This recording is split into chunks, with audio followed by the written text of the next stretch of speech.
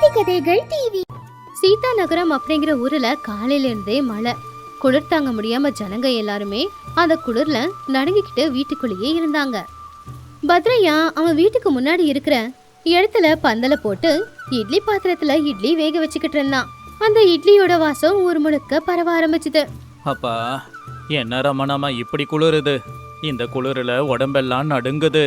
இந்த மழையால கூலி வேலை கூட கிடைக்க மாட்டேங்குது. வீட்லயும் அரிசி தீந்து போச்சு.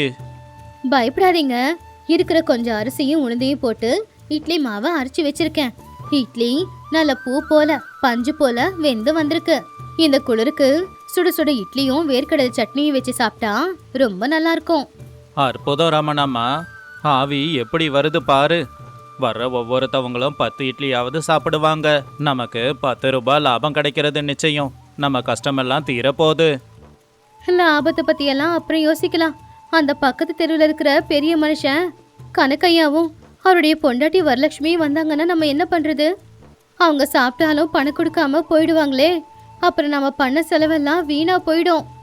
அவங்கள நினைச்சாலே எனக்கு பயமா இருக்கு. அவங்க வந்துடக்கூடாதுன்னு கடவுளை வேண்டிக்கோ. ஒருவேளை அவங்க வந்துட்டாங்கன்னா நம்ம முதல்லயே பணத்தை கேட்கணும். இலவசமா சாப்பாட்டை கொடுக்க நாம சத்திரம் ஒன்றும் நடத்தல. அப்படி அவங்க 2 பேரும் பேசிக்கிட்டு இருக்கும் போதே மழையில நனைஞ்சுக்கிட்டு கனக்கையா வரலட்சுமி 2 பேருமே அந்த பக்கமா வந்தாங்க. அப்பா, வரலட்சுமி, என்ன ஒரு வாசனை! நம்ம பத்ரையா அவனுடைய குடிசைக்கு முன்னாடி ஏதோ கடைய போட்டிருக்கான் போல. அவன் சமைக்கிற வாசம் எனக்கு பசிய கிளப்பி விடுது. அவன் கிட்ட போய் குளிருக்கு எதமா ஏதாவது வாங்கி சாப்பிடணும்.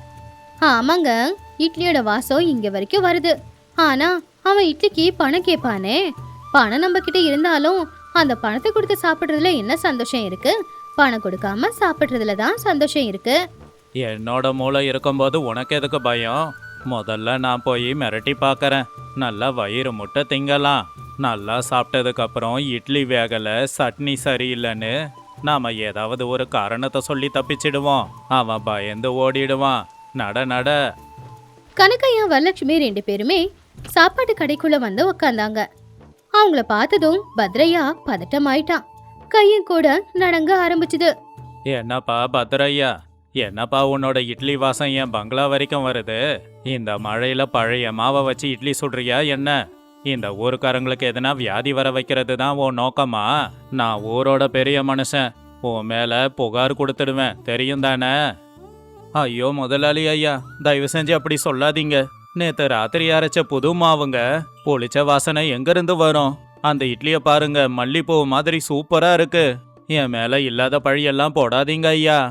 ஓஹோ, அப்ப எங்க மூக்கு கெட்டு போச்சுன்னு சொல்றியா பத்ரையா? சரி, மாவு நல்ல மாவு அப்படின்னா முதல்ல எங்களுக்கு 2 வாழை இலையை போட்டு 4 இட்லியை கொண்டு வா, சாப்பிட்டு பாக்குறோம். இட்லி நல்லா இருந்தாதான் பணம் கொடுப்போம். நல்லா இல்லனா நாங்க பணம் கொடுக்க மாட்டோம் பாத்துக்க. அதுக்கப்புறம் நீ தான் உன் கடையை மூடிட்டு போகணும், பாத்துக்கோப்பா. என்னங்க, அவங்க நம்மள ஏமாத்தி சும்மா சாப்பிட்டுட்டு போக தான் வந்திருக்காங்க. அவங்களுக்கு இட்லி கொடுக்காதீங்க. கொடுத்ததுக்கு அப்புறம் நல்லா சாப்பிட்டுட்டு பணம் கொடுக்காம ஏமாத்திட்டு போயிடுவாங்க. என்ன பண்றது ரமணம்மா, அவர் இந்த ஊர்லயே பெரிய முதலாளி. அவரை எதிர்த்து பேசினா நம்மள மிரட்டி கடையையே மூட வைப்பாரு. பாவம் குளிர்ல வந்திருக்காங்க. போய் பரிமாறு, எல்லாத்தையும் கடவுள் பார்த்துப்பாரு. எதுக்கு தேவையில்லாம இவங்க கோவத்துக்கு நாம ஆளாகணும்? பாவம் ரமணம்மா எழுந்துச்சு போய் கவலையா 2 பேருக்கும் வாழையிலேயே போட்டு அவ கொண்டு வந்த அந்த இட்லியையும் வேர்க்கடலை சட்னியையும் வச்சா. ரொம்பவும் சுவையா இருக்கிறதுனால கனக்கையா வரலட்சுமி 2 பேரும் தட்டுல மிச்சம் கூட வைக்காம மொத்தத்தையும் சாப்பிட்டாங்க. சே, என்னடா பத்ரையா, இந்த உணவு இவ்வளோ கேவலமா இருக்கு. நான் தான் முதல்லயே சொன்னேன்ல, மாவு புளிச்சு போயிருக்கு. இட்லிங்க சரியாவே வரல. சாப்பிட ரப்பர் துண்டு மாதிரி இருக்கு. என் வயிறு இப்பவே கொமட்ட ஆரம்பிச்சிடுச்சு. சமைக்க தெரியாத உனக்கு வியாபாரம் ஒண்ணுதான் குறைச்சலு. ஆமாங்க, எனக்கும் வயித்தெல்லாம் பெரட்டுது. இட்லி சாப்பிட்டதுல வாந்தி வர மாதிரி இருக்கு. பத்ரையா, சாப்பாடு ரொம்ப கேவலமா இருந்துச்சு. இதுக்கு நாங்க 1 ரூபாய் கூட கொடுக்க மாட்டோம்.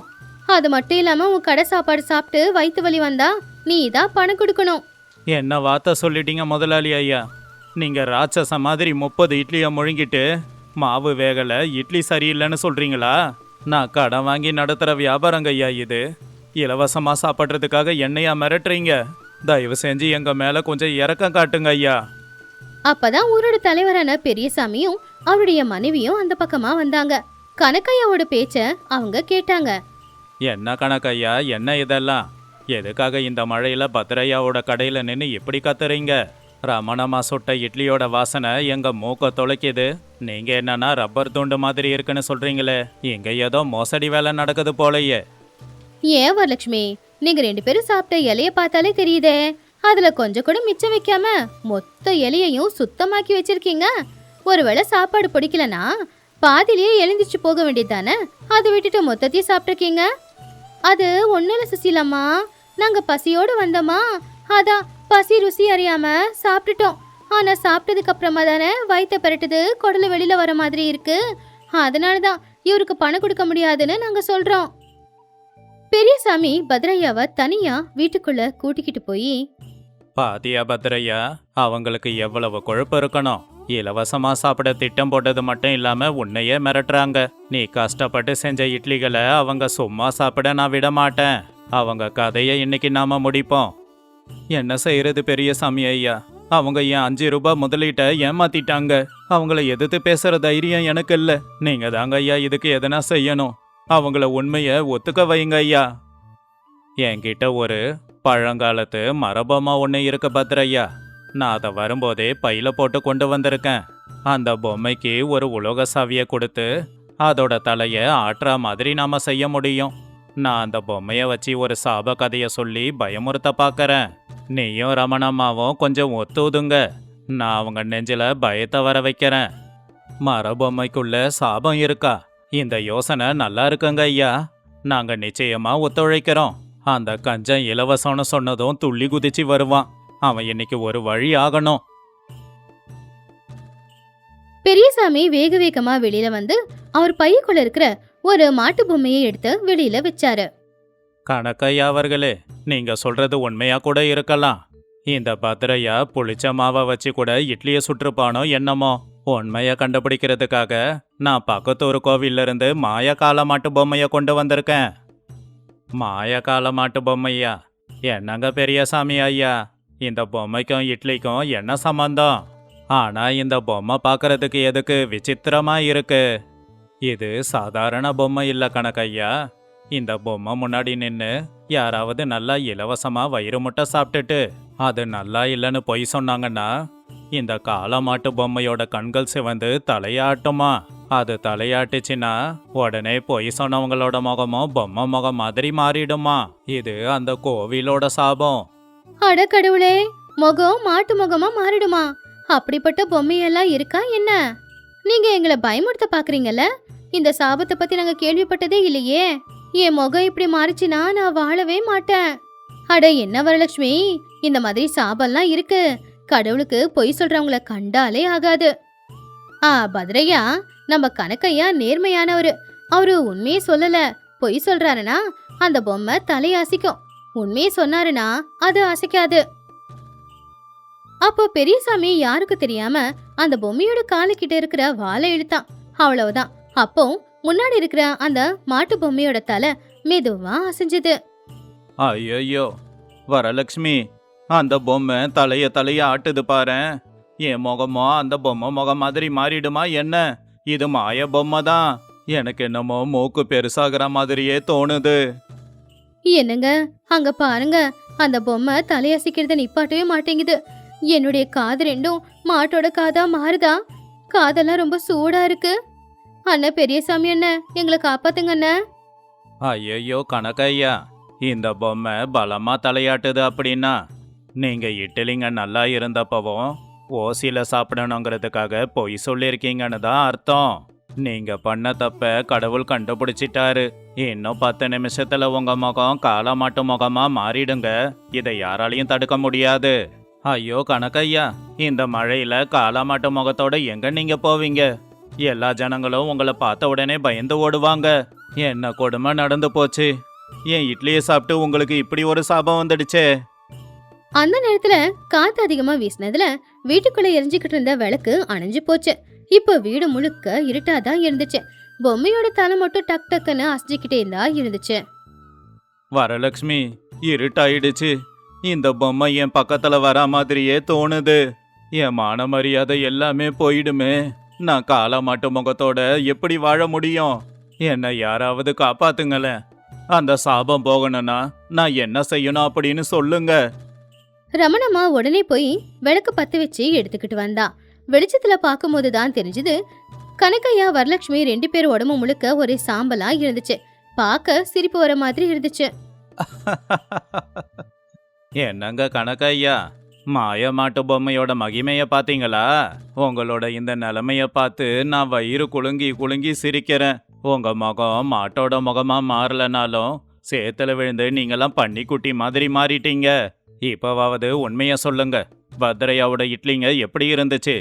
இல்லைன்னா பொம்மை மறுபடியும் தலையாட்டம். ஐயோயோ, என்னை காப்பாத்துங்க பெரியசாமி. இந்த பொம்மை தலையாட்டுனா என் உசிரே போயிடுமோன்னு தோணுது.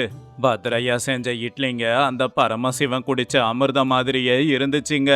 ஒரு 5 ரூபாயை மிச்சம் பிடிக்கலாம் அப்படிங்கிற பேராசையில் நான் இப்படியெல்லாம் தப்பு பண்ணிட்டேங்க ஐயா. என்னோட தப்பை தயவு செஞ்சு மன்னிச்சு விட்டுடுங்க. ஆமாங்க சுஷீலம்மா, நாங்க தப்பு பண்ணிட்டோம். பாவம் பத்ரையா கஷ்டப்பட்டு கொண்டு வந்த பொருளை வச்சு சுட சுட இட்லியோ வேர்க்கடலை சட்னியோ செஞ்சு கொடுத்தாரு. அது உண்மையிலே நல்லா தான் இருந்துச்சு. ஆனா காசு கொடுக்க மனசு இல்லாம தான் நாங்க நல்லா இல்ல அப்படின்னு பொய் சொல்லிட்டோம். பாத்தீங்களா கணக்கையா, ஒருத்தன் இந்த மழையில உயிரை பணைய வச்சு எல்லா பொருட்களையும் வாங்கிட்டு வந்து விறகு நனைஞ்சிருந்தாலும் அடுப்பெரிச்சு உங்களுக்கு இட்லியை சுட்டு போட்டிருக்கான். ஆனா அவன் வயத்தில் அடிக்க பார்க்கறது சரியா? உங்ககிட்ட லட்சக்கணக்கில் பணம் இருந்தும் ஒரு 5 ரூபாவுக்கு கஞ்சத்தனம் பண்ணியிருக்கீங்களே. உங்க கஞ்சத்தனத்துக்கு இந்த மாய மாட்டு பொம்மை பாடம் கத்து கொடுத்துருக்கு. அப்புறம் இந்த பொம்மை மாய பொம்மை இல்ல, சாதாரண பொம்மை தான். பெரியசாமி சொன்னதும் கனகையாவுக்கு அப்பதான் அறிவு வந்துச்சு. அவன் பண்ணது எவ்வளவு பெரிய தப்புன்னு நினைச்சு அவங்க முன்னாடி தலை குனிஞ்சு நின்னான். உண்மைதான் பெரியசாமி ஐயா, இதோட என்னோட திமிரையும் கர்வத்தையும் நான் விட்டுடுறேன். நான் பண்ணது ரொம்ப பெரிய தப்பு தான். பத்ரையா, இந்தா உனக்கு கொடுக்க வேண்டிய 5 ரூபா. இதோட நான் பண்ண தப்புக்கு தண்டனையா ஒரு 100 ரூபாயையும் சேர்த்தே கொடுக்கறேன். இத வாங்கிக்கோ தம்பி. ரமணம்மா, நீ என்ன மன்னிக்கணும். எங்க கஞ்ச புத்தியால உங்களை நாங்க கஷ்டப்படுத்திட்டோம். இனி உங்க வியாபாரத்துக்கு தேவைப்படுற பொருளுங்க எல்லாத்தையுமே எங்க கடையில இருந்து நானே அனுப்பி வைக்கிறேன். இன்னொருத்தங்க உழைப்ப திருடக்கூடாது அப்படின்னு இன்னைக்கு எனக்கு நல்லா புரிஞ்சுது. வாழ்க்கையில பெரிய பாடத்தை நான் கத்துக்கிட்டேன். பரவாயில்லங்க ஐயா, நீங்க உங்க தப்ப புரிஞ்சுக்கிட்டீங்கல்ல. கடவுள் உங்களுக்கு நல்லது பண்ணுவாரு. ஆனா இந்த 100 ரூபாய் எனக்கு தேவையில்லைங்க ஐயா. பரவாயில்ல, இருக்கட்டும் பத்ரையா, அந்த பணத்தை நீயே வச்சுக்கோ. இப்ப நம்ம ஒரு பெரிய மனுஷனோட கஞ்சத்தனத்தை நீதி ஜெயிச்சிருக்கு. கஷ்டப்பட்டு சமைச்ச உணவை மதிச்சு பணம் கொடுத்தா அது அமிர்தமாகும். அதே சாப்பாட்டை ஏமாத்தி இலவசமா சாப்பிட பார்த்தா அது பாவ கணக்குல சேரும். பெரியசாமி சொன்னதை கேட்டு எல்லாரும் சந்தோஷப்பட்டு கைத்தட்டி சிரிச்சாங்க. அடுத்த நாள் காலையில கனகையா வரலட்சுமி 2 பேரும் அவங்க கஞ்ச புத்திய விட்டுட்டு அவங்க சொத்துல பாதி சொத்தை பஞ்சாயத்துக்கு எழுதி வச்சு ஊர்க்காரங்களுக்கு நல்லது செய்ய சொல்லி சொன்னாங்க. மத்தவங்க உழைப்ப நம்ம சுயநலத்துக்காக நாம திருடி சந்தோஷமா இருக்கலான்னு பார்த்தா கடைசியில இவங்கள மாதிரிதான் எல்லாரும் முன்னாடியும் அவமானப்பட்டு தலை குனிஞ்சு நிக்க வேண்டிய நிலைமை வரும். என்னைக்குமே நேர்மையா இருக்கிறது ரொம்ப நல்லது. நேர்மையா இருக்கிறவனுக்கு மட்டும்தான் கௌரவமும் கிடைக்கும். ஊருக்கு மத்தியில இருக்கிற ஒரு பெரிய மரத்துக்கு கீழே ஒரு பெரியவர் உக்காந்துக்கிட்டு இருந்தாரு.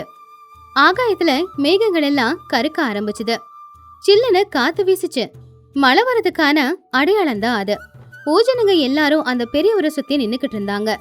சில பேர் வேலைகளை விட்டுட்டு வந்தாங்க, சில பேர் வேலையை முடிச்சுட்டு அங்க வந்தாங்க. ஊர் ஜனங்களே, ஒரு புது விஷயத்த உங்களுக்கு சொல்லதான் வர சொல்லி இருக்கேன். நாம இந்த வருஷத்துல இருந்து புது பண்டிகையை கொண்டாட போறோம்.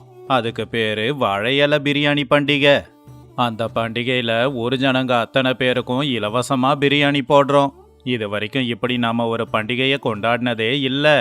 ஆமா ஆமா, நானும் ஐயாவும் சேர்ந்துதான் இந்த முடிவை எடுத்திருக்கோம்.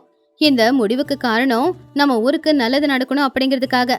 ஆனா இதுக்கு ஒரு நிபந்தனை இருக்கு, அதை எல்லாரும் செய்யணும். ஐயா, நீங்க பெரிய மனுஷன், இலவசமா பிரியாணி போடுறேன்னு சொல்றீங்க. அப்ப நீங்க சொல்றத நாங்க கேட்க தானே செய்யணும். சொல்லுங்க, நாங்க என்ன பண்ணணும்? இதுல சொல்றதுக்கு பெருசா ஒன்றும் இல்ல. பிரியாணி சாப்பிடுங்க, ஆனா அதுக்கு முன்னாடி ஊருக்கு ஒரு நல்லதை பண்ணுங்க. அது என்ன வேலையா இருந்தாலும் சரி, ஊரை சுத்தமா வச்சுக்கிறதோ, இல்ல வயசானவங்களுக்கு உதவி பண்றதோ, இல்லனா ஊர்ல ஒரு மரம் நட்டு வைக்கிறதோ, இந்த மாதிரி ஒரு நல்ல விஷயத்த செஞ்சாகணும். ஐயா, நீங்க பிரியாணியை இலவசமா கொடுக்கறேன்னு சொல்றது நல்ல விஷயம்தான். ஆனா அதுக்காக ஒரு நல்ல வேலையை செய்ய சொன்னீங்கன்னா தான் கஷ்டமே வரும். எனக்கு இந்த இலவச பிரியாணி எல்லாம் வேண்டாம், நான் வீட்டுக்கு போறேன். அண்ணா, நீங்க ஏன் இப்படி பேசுறீங்க? நல்ல வேலை செஞ்சா ஊருக்கு தானே நல்லது நடக்கும், நமக்கும் நல்லது நடக்கும். எப்பவுமே நாம செய்யற ஒரு செயல் நல்ல செயலா இருந்தா அது எல்லாருக்கும் பயன்படும் இல்லையா?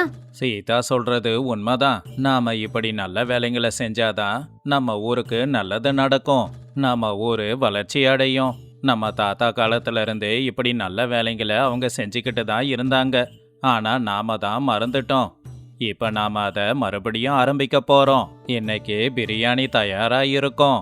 சரிங்க ஐயா, நாங்க எல்லாரும் தயாரா தான் இருக்கோம். இது நல்ல பண்டிகை தான். எங்க பிள்ளைங்க கூட இந்த பண்டிகையை கொண்டாட கத்துக்கணும். நாங்க தயாரு. எல்லாரும் சந்தோஷமா அவங்கவுங்க வீட்டுக்கு போயிட்டாங்க. சோமையா மட்டும்தான் கோவமா அங்கிருந்து வீட்டுக்கு போயிட்டான். அடுத்த நாள் காலையில மழை பெய்ய ஆரம்பிச்சது. தூறல் விழுந்துகிட்டு இருந்துச்சு. ஆனா ஊஜனங்க எல்லாரும் உற்சாகமா வெளியில வந்தாங்க. எல்லாரும் வேலைகளை தொடங்குனாங்க. சில பேர் மரம் நட்டுக்கிட்டு இருந்தாங்க, சில பேர் தெருவை சரி பண்ணிக்கிட்டு இருந்தாங்க, சில பேர் வயசானவங்களுக்கு உதவி செஞ்சுக்கிட்டு இருந்தாங்க. அப்படி எல்லாரும் சுறுசுறுப்பா இருந்தாங்க. சீதா, நான் போய் நம்ம ஊர் எல்லையில இருக்கே ஒரு பாலம், அதை சரி பண்ணலான்னு இருக்கேன். அதை சரி பண்ணோன்னு வச்சுக்கோ, நம்ம ஊருக்கு எல்லாருமே வந்து போகிறதுக்கு ரொம்ப உதவியா இருக்கும். பொதுவா இந்த மழை காலத்துல அந்த பாலத்தை கடக்கிறது கஷ்டம் தானே. நானும் உங்களுக்கு உதவி செய்யறேங்க. அந்த பாலத்தை கட்டுறதுக்கு மணல், செங்கல் எல்லாத்தையுமே நான் கொண்டு வந்து கொடுக்கறேன்.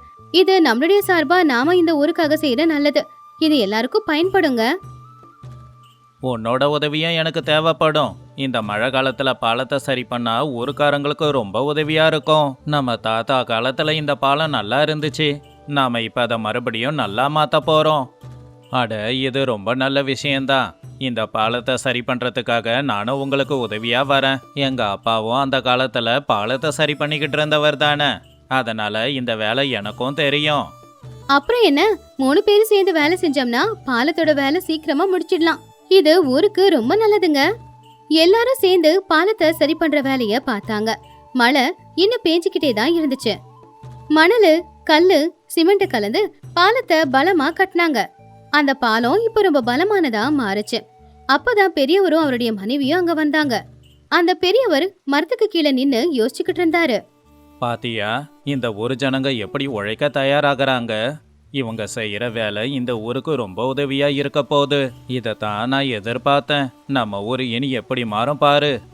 ஆமா ஆமா, நம்ம ஊர் ஜனங்க எல்லாருக்குமே பெரிய மனசு. அவங்க செய்யற வேலைய பார்க்கும்போது உண்மையிலேயே எனக்கு சந்தோஷமா இருக்கு. நம்ம காலத்துல எல்லாரும் ஒத்துமையா இருந்து இந்த மாதிரி வேலைகளை செய்வோம். ஆனா இந்த காலத்து பசங்க எல்லாரும் ஒற்றுமைனா என்னன்னு கேட்பாங்க போல. சோமையா அவனுடைய வீட்டுல படுத்துக்கிட்டு இருந்தான். வெளியில போய் வேலை செய்யறதுல அவனுக்கு விருப்பம் இல்ல. ஆனா பிரியாணி சாப்பிடணுங்கிற ஆசை மட்டும் போகல. அதனால சோமையா அவனுடைய மனசுக்குள்ள, எனக்கு பிரியாணி சாப்பிடணும் போல இருக்கு. ஆனா நான் எந்த வேலையும் செய்யலையே. நான் எதுக்கு வேலை செய்யணும்? நான் நேரா போய் பிரியாணி சாப்பிட போறேன். கேட்டாங்கன்னா நான் நல்ல வேலையை செஞ்சுட்டு வந்தேன்னு சொல்லுவேன். இவனுங்க கண்டுபிடிக்கவா போறானுங்க. அப்படின்னு நினைச்சு சோமையா எழுந்திருச்சு நேரா பிரியாணி சமைக்கிற இடத்துக்கு தான் போனான். அங்க ரங்கம்மா, சீத்தம்மா, இன்னும் சில பெண்கள் எல்லாரும் சேர்ந்து வாழை இலை பிரியாணியை செஞ்சுக்கிட்டு இருந்தாங்க. அவங்க சமைக்கும் போது வர வாசம் ஊரெல்லாம் பரவ ஆரம்பிச்சுது. அந்த வாசத்துக்கு சோமையாவுக்கு இன்னும் பசி அதிகமாச்சு. அதனால சோமையா எல்லார்கிட்டையும், அம்மா, எனக்கும் ஒரு வாழை இலை பிரியாணி கொடுங்க. இந்த பிரியாணி வாசம் என்ன இங்க வரைக்கும் இழுத்துக்கிட்டு வருது. எனக்கு இந்த வாசம் ரொம்ப பிடிச்சிருக்கு. சீக்கிரம் எனக்கும் கொடுங்க. ஏ சோமையா, நீ ஏதாவது வேலைய பாத்தியா? உன் சட்டை கூட கசங்கல. நாங்க எல்லாரும் கஷ்டப்பட்டு வேலை பார்த்துக்கிட்டு இருக்கோம். எந்த வேலையும் பார்க்காதவங்களுக்கு எதுக்கு பிரியாணி? அது வந்து நான் ஒரு மாமரத்தை நட்டு வச்சிருக்கேன். ஊரு எல்லையில தான் நட்டு வச்சிருக்கேன். அது நல்ல விஷயம் தானே. பாருங்க, கையெல்லாம் கொப்பளம் போட்டு இருக்கு. சோமையண்ண, நீங்க எங்க மரம் நட்டீங்க? நான் ஊர் முழுக்க பார்த்துட்டு வந்தனே, எங்கேயுமே ஒரு புது செடியை கூட காணோம். நீங்க செடியெல்லாம் நடல, சாப்பாட்டுக்காக பொய் சொல்லிக்கிட்டு இருக்கீங்க அண்ணே. அது நான் நட்டு வச்சேன். மழை சரியா வரல இல்லையா, அதனால செடி வாடி போச்சு. இதுல நான் என்ன பண்ண முடியும்? ஏன் தப்பு என்ன இருக்கு? சோமையா, நீ வேலை செய்யாம பொய் சொல்ற. இது ரொம்ப தப்புப்பா. இந்த பிரியாணி சாப்பிடணும்னா ஒரு நிபந்தனை இருக்கு. அது நல்ல வேலை செய்யுது. அந்த நல்ல வேலையை செஞ்சா மட்டும்தான் உனக்கு பிரியாணி கிடைக்கும். வேலை செய்யாதவங்களுக்கெல்லாம் பிரியாணி இல்லப்பா. எனக்கு பிரியாணி வேணும், ஆனா நான் வேலை செய்ய மாட்டேன். எனக்கு பிரியாணி கொடுக்கற வரைக்கும் யார் என்ன சொன்னாலும் இந்த இடத்த விட்டு போக மாட்டேன். சோமையண்ண, நீங்களே கொஞ்சம் யோசிச்சு பாருங்க. நீங்க நல்ல மனுஷன்தான். நீங்க நல்ல வேலையை செஞ்சா உங்களுக்கு பிரியாணி கிடைக்கும். அந்த பிரியாணியை சாப்பிட்டு கிடைக்கிற சந்தோஷத்தை விட மத்தவங்களுக்கு நல்லது செய்யும் போது கிடைக்கிற சந்தோஷம் ரொம்ப அதிகம்னு அதை நீங்க புரிஞ்சுக்கோங்க. சோமையா அதுக்கு எந்த பதிலும் கொடுக்காம உக்காந்துக்கிட்டு தான் இருந்தான். சாயந்தர நேரம் ஆச்சு. மழை இன்னும் பேஞ்சுக்கிட்டே இருந்துச்சு. பூஜனுங்க எல்லாருமே அந்த மரத்துக்கு கீழே வந்து உக்காந்தாங்க. அவங்க எல்லாருக்குமே பிரியாணிய பரிமாறினாங்க. எல்லாருடைய முகத்திலையும் ஒரு அமைதியும் திருப்தியும் இருந்துச்சு. சந்தோஷமா எல்லாரும் பிரியாணிய சாப்பிட்டுக்கிட்டு இருந்தாங்க. சீதா, நாம இன்னைக்கு ஒரு நல்ல வேலையை செஞ்சிருக்கோம். அந்த பாலம் இப்போ நல்லா இருக்கு.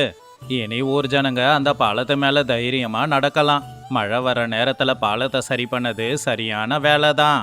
ஆமா, நாம செஞ்ச வேலைக்கான பலன் இப்படிதான் இருக்கும். நல்ல வேலை செய்யும் போது நல்ல சந்தோஷமா இருக்கும். எல்லாருமே பிரியாணி சாப்பிட்டுக்கிட்டு இருந்தாங்க. சோமையா மட்டும் சும்மா தான் உக்காந்துக்கிட்டு இருந்தான். அவனுக்கு பசி எடுத்துக்கிட்டு இருந்துச்சு. ஆனா பிரியாணி சாப்பிடணும்னா ஏதாவது நல்ல வேலை செஞ்சாகணுமே. ஆனா அவன் தான் எந்த நல்ல வேலையும் செய்யலையே. சோமையா, உனக்கு என்ன ஆச்சு? நீ இன்னும் பிரியாணி சாப்பிடலையா? ஊருக்காரங்க எல்லாருமே சாப்பிட்றாங்களேப்பா, உனக்கு பசி எடுக்கலையா? ஐயா, அதுக்கு பிரியாணி எனக்கு கொடுக்கணும்ல. யாருமே எனக்கு பிரியாணி கொடுக்கலையே. எல்லாரும் நல்ல வேலையை செஞ்சுட்டு தைரியமா சாப்பிட்றாங்க. நான் எந்த வேலையும் செய்யாததால எனக்கு பிரியாணி இல்லை. சோமையா, நான் தான் உன்கிட்ட அப்பவே சொன்னேனே. சரி, நேரம் இன்னும் கடந்து போகலப்பா. உங்க வீட்டு பக்கத்துல ஒரு வயசான பாட்டி இருக்காங்க இல்லையா? பாவம், அவங்க வயசானவங்க. அவங்களால நடக்க முடியாது. நீ அவங்களுக்கு தண்ணியை கொண்டு வந்து கூட. அது கூட நீ செய்யற நல்ல விஷயம்தான். ஆமா ஆமா, அந்த அம்மா ரொம்ப பாவம்தான். தண்ணி மட்டும் கொண்டு வந்து கொடுக்கறதில்ல, அவங்க வீட்டு வாசலும் சேராதான் இருக்கு. அதையும் நான் சுத்தம் பண்றேன். அப்படி பண்ணா அது ரொம்ப பெரிய நல்ல விஷயம்தான். உன் மனசு மாறினது எனக்கு ரொம்ப பிடிச்சிருக்குப்பா. சோமையா உடனே அந்த வயசான பாட்டி வீட்டுக்கு போய் அவங்களுக்கு தண்ணிய கொண்டு வந்து கொடுத்து அவங்க வீட்டோட வாசலையும் சுத்தம் செஞ்சான். அதை பார்த்து அந்த பாட்டி ரொம்பவுமே ஆச்சரியப்பட்டாங்க. ஏன்னா நடந்ததை அவங்களால நம்பவே முடியல. என்னப்பா சோமையா, திடீர்னு என்னோட வீட்டுக்கு வந்து எனக்கு இவ்வளோ உதவி செய்யற? உன்னை நான் சோம்பேறின்னு நினைச்சுக்கிட்டு இருந்தேன். ஆனா எனக்காக இவ்வளோ கஷ்டப்படுறியே. உண்மையிலேயே நீ ரொம்ப நல்லவன் தான் போலையே. ஆமா, என்னை மன்னிச்சிடுங்க. நல்ல வேலை எதுன்னு இத்தனை நாளா புரியாம இருந்துட்டேன். இனிமே நான் எப்பவும் நல்ல வேலைகளை செய்வேன். நீங்க என்ன மன்னிச்சிடுங்க. உன்னை இப்படி பாக்குறதுக்கு ரொம்ப சந்தோஷமா இருக்குப்பா. நீ மனசு மாறிட்ட. இனிமே எப்பவும் இதே மாதிரி இருப்பா. சோமையா சந்தோஷமா அங்கிருந்து எல்லாரும் பிரியாணி சாப்பிடுற இடத்துக்கு வந்தான். அவனுடைய முகத்துல ஒரு நிறைவு இருந்துச்சு. அவன் முகம் இப்பதான் ரொம்ப திருப்தியாவும் இருந்துச்சு. என்னப்பா சோமையா, ஏதோ நல்ல வேலை செஞ்சேன்னு கேள்விப்பட்டேன். இந்தா உனக்காக ஏற்கனவே வாழை இலையில சுட சுட பிரியாணி போட்டு வச்சிருக்கேன். வயிறார சாப்பிடு. சந்தோஷமா. எனக்கு இப்போ பிரியாணி சாப்பிடணும் அப்படிங்கறதுல ஆர்வம் இல்லை. எல்லாருக்கும் நல்லது செய்யறதுல தான் உண்மையான ஆர்வம் இருக்கு அப்படிங்கிறத என்னைக்கு நான் புரிஞ்சுக்கிட்டேன். எனக்கு அதுவே போதும். சோமையண்ண, நீங்க உண்மையிலேயே மாறிட்டீங்கண்ண. எனக்கு ரொம்ப சந்தோஷமா இருக்கு. உங்க மனமாற்றம் நம்ம ஊருக்கு நல்லது பண்ண போகுது. இன்னையில இருந்து உங்க கூட நாங்களும் இருக்கோண்ணே. சோமையா அண்ணன், உண்மையாவே உங்க மனசு மாறி போச்சு. இந்த ஊருக்கு இந்த சோமையா அண்ணன் தான் வேணும். உங்களுக்கு எதனா உதவி செய்யணும்னா எங்களையும் கூப்பிடுங்க. கண்டிப்பா. நான் என்னையில இருந்து என்னோட சோம்பேறித்தனத்தை விட்டுட்டு ஊருக்கு நல்லது செய்ய போறேன். இதுல தான் உண்மையான சந்தோஷம் கிடைக்குது. எல்லாரும் சேர்ந்து அந்த வாழை இலை பிரியாணிய சாப்பிட்டுக்கிட்டு இருந்தாங்க. அந்த மழை அவங்க எல்லாருக்குமே ஒரு தனியான வாழ்க்கை பாடத்தை கத்து கொடுத்துச்சு. எல்லாரும் மனசு நிறைவோட இருந்தாங்க. வயிறார சாப்பாடும் சாப்பிட்டுக்கிட்டு இருந்தாங்க. எல்லாரும் கேளுங்க, நாம இன்னைக்கு ஒரு நல்ல விஷயத்த கத்துக்கிட்டோம். பிரியாணி சாப்பிட்டதை விட நாம நல்லது செஞ்சது தான் எல்லாருக்குமே திருப்தியை கொடுத்துருக்கு. இப்படியே நாம எல்லாரும் ஒற்றுமையா கஷ்டப்பட்டு உழைச்சா நம்ம தாத்தா காலத்துல இருந்த மாதிரி இந்த ஊரை மாத்த முடியும். ஆமா, இந்த பண்டிகை நம்ம ஊருக்கு நிறைய நன்மைகளை செஞ்சிருக்கு. இன்னையில இருந்து வருஷத்துக்கு ஒரு தடவை இந்த பண்டிகையை நாம நிச்சயமா கொண்டாடணும். நாம இன்னொரு வேலையும் செய்யணும். இந்த பண்டிகைய சுத்தி இருக்கிற 18 ஊருக்கும் சொல்லலாம். அப்புறம் அவங்களோட ஊரும் கூட நல்லபடியா மாறும். ஆமா, இது நல்ல யோசனை தான். இனிமே எல்லாருமே சந்தோஷமா சாப்பிடணும். எல்லாரும் நிறைய நல்ல வேலைகளை செய்யணும். நான் ஏழைங்க எல்லாரையும் கூப்பிட்டு அவங்களுக்கும் இந்த விஷயத்த சொல்றேன். வயிறார பிரியாணியா போடுறேன். இதுதான் நான் செய்ய போற வேலை. எல்லாரும் சந்தோஷமா சிரிச்சாங்க. மறுபடியும் ஊருக்குள்ள மழை வந்துச்சு. ஆனா இந்த மழை அவங்களுக்கு சந்தோஷத்தை தான் கொண்டு வந்து கொடுத்துச்சு. இப்படி 6 மாசமும் போச்சு. அந்த ஊரு முழுசாவே மாறிடுச்சு. இப்ப அந்த ஊர்ல எந்த ஒரு பிரச்சனையும் இல்ல. எல்லாரும் அவங்களால முடிஞ்ச அளவுக்கு எல்லா விதமான நல்ல வேலைகளையுமே செஞ்சுக்கிட்டு இருந்தாங்க. அதனால ஊருக்காரங்களுடைய ஒற்றுமை அவங்களுக்கு ஒரு பெரிய பலமாவே மாறுச்சு. ஊர் ஜனங்களே, இப்ப மத்த ஊருக்காரங்க நம்ம ஊரை பார்த்து கத்துக்கறாங்க. ஆமாங்க ஐயா, நீங்க எடுத்த முடிவு என்னோட வாழ்க்கைய மாத்தி இருக்கு. நான் இப்போ சோம்பேறி வாழ்க்கைய வாழல. இந்த 1 வருஷமா நான் இந்த ஊருக்கும் ஊர் மக்களுக்கும் என்னால முடிஞ்ச உதவிகளை செஞ்சுக்கிட்டு இருக்கேன். இந்த பண்டிகை நம்ம ஊருக்கு நிறைய நல்ல விஷயம் பண்ணுது. அதனால இந்த பண்டிகையை ஒவ்வொரு வருஷமும் நாம எல்லாரும் சேர்ந்து கொண்டாடியே ஆகணும். ஆமா, இந்த பண்டிகையால நம்ம ஊரே மாறி இருக்கு. இப்ப எல்லாரும் நம்ம ஊரை பார்த்து ஆச்சரியப்படுறாங்க. நாம ஒற்றுமையா இருந்தா எதை வேணும்னாலும் சாதிக்கலாம். எனக்கு உங்க எல்லாரையும் இப்படி ஒன்னா பார்க்கும்போது ரொம்ப சந்தோஷமா இருக்கு.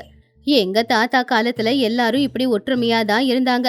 இப்போ நாம எல்லாரும் இப்படி ஒற்றுமையா இருக்கோம் அப்படின்னு பாட்டி சொன்னதும் எல்லாருமே சிரிச்சாங்க. அடுத்த நாள் காலையில சூரியன் மெதுவா உதயமானா. மழை நின்னு போச்சு. ஆனா அவங்க எல்லாருடைய மனசுக்குள்ளேயும் ஒரு ஈரம் அப்படியே இருந்துச்சு. எல்லாருக்குமே உதவி செய்யறதுனால கிடைக்கிற சந்தோஷம் என்னங்கிறது அந்த ஊர் ஜனங்க எல்லாருமே நல்லாவே புரிஞ்சுக்கிட்டாங்க. அந்த ஊர்ல இருக்கிற எல்லாருமே இப்போ ஆளுக்கு ஒரு நல்ல வேலையை செய்ய ஆரம்பிச்சதுனால ஊர்ல எந்த பிரச்சனையும் இல்லாம, யாருக்குள்ளயும் எந்த ஒரு மனஸ்தாபமும் இல்லாம ஒருத்தங்களுக்கு ஒருத்தங்க துணையா, ஒருத்தங்களுக்கு ஒருத்தங்க விட்டு கொடுத்து சந்தோஷமா வாழ்க்கைய வாழ்ந்துட்டு இருந்தாங்க.